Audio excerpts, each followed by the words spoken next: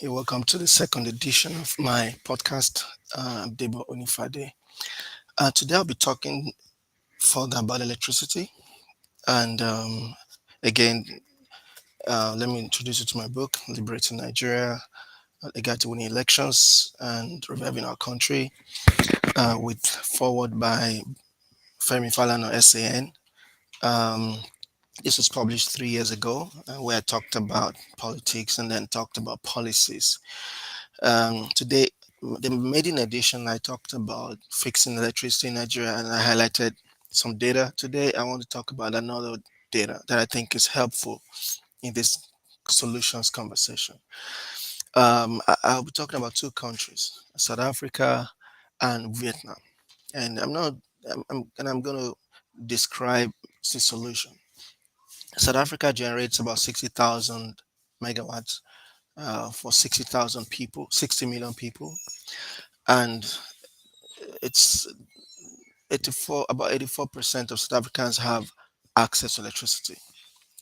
Vietnam generates about 40,000 megawatts of electricity, and they have about 97 million people. So let's say 100 million. So, and Vietnam has 100% access. 100% of their people have access to electricity. So 40,000 for about 100 million people, um, versus 60,000 for about 60 million people. Question: if you look at the South African numbers, does it mean Nigeria needs 200,000 megawatts of electricity for 200 million people? If you look at because if you look at Vietnam numbers, does it mean Nigeria needs 80,000 megawatts for 200 million people? The answer is I don't know, and that's what we need to talk about. The need determines is determined by um, how industrialized the country is. So when some politicians come and talk about numbers from Vietnam, Malaysia, South Africa, Egypt, um, it's important for us to compare rightly. And the first thing I think Nigerian government, organizations, and politicians need to do is to do a research, conduct a research that will determine how much power Nigeria needs. As I'm talking to you right now, I don't know, and I've talked to my friends, and I don't know anybody that knows. And that's, I think, the starting point. Do we need to get to 40,000? Last time I talked about what are we generating right now, and I was able to establish that beyond the national grid, Nigeria is probably doing about 30,000 megawatts right now. But what do we actually need? Do we need 100,000 megawatts to create sufficient power for 100, 200 million people?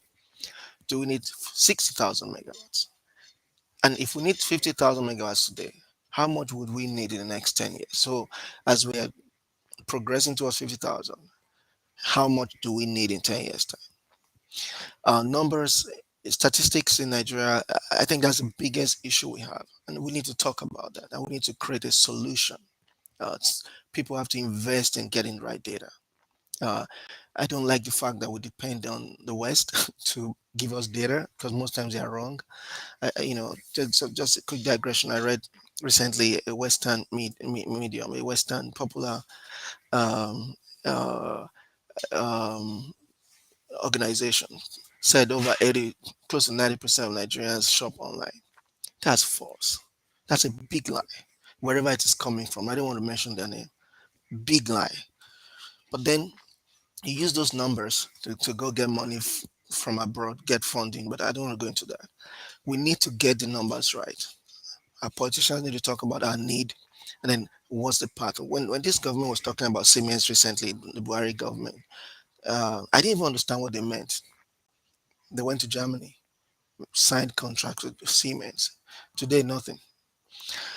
So before I go to the last point, before I go, I think the summary of this point is that let's stop the comparison. Let's focus on our need. If South Africa is doing 60,000 for 60 million people, and they're still at 84%. Vietnam is doing 40,000 for 100 million people, and they're at 100%. It tells you that the need, power needs will vary from country to country. Nigeria needs to understand what it needs so that we can plan accordingly. Now, one last point I want to mention is coal. Why have we stopped talking about coal? America still uses coal. Europe uses coal. Vietnam, coal. Now, the West calls it clean coal. Now, I don't really care whether it's clean or dirty coal. Coal remains a good source of power that Nigeria needs to talk about. Okay, we had coal in Enugu in the past. Nigeria generated a lot from coal in the 50s. I don't know why nobody's talking about coal. I don't think it's going to take us too many years to bring about coal again, to produce coal and to use coal to generate electricity in Nigeria. So that's my food of thought today. I think we need to talk about coal. We need to ask the aspirants, what do you think about coal? How can we use coal to generate power in Nigeria? Everybody talks only about gas. Gas has its challenges. Pipeline vandalization is not going to go away anytime soon. You have improvement in the delivery of compressed natural gas (CNGs), but it's still a challenging mode of transporting power.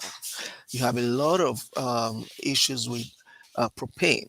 Many gas plants require LPG. I mean, many gas plants require propane type LPGs. Nigeria does more of butane. We have challenges with supplying adequate gas all across the country. It's important for us to look outside gas. Let's stop focusing too much on gas. Let's think coal. Today I'm just talking about coal.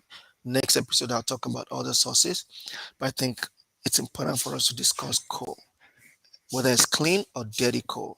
Let Nigeria consider coal again. Till I come your way again, maybe later in the week or next week. If you want to learn more about my thoughts regarding politics in Nigeria, regarding policies, you can order my book, Liberating Nigeria, with forward by Femi Falana, SAN. It's on Amazon, Amazon the US, Amazon UK, Amazon Australia, Amazon everywhere. It's a Roving Heights bookstore in Lagos. It's a bookseller in Ibadan. It's also at the airport. Thank you very much. You can drop comments. You can also subscribe to the channels. I think this has been broadcasted on multiple channels. You can ask your questions. Thank you very much. Have a beautiful week. Thank you. Bye.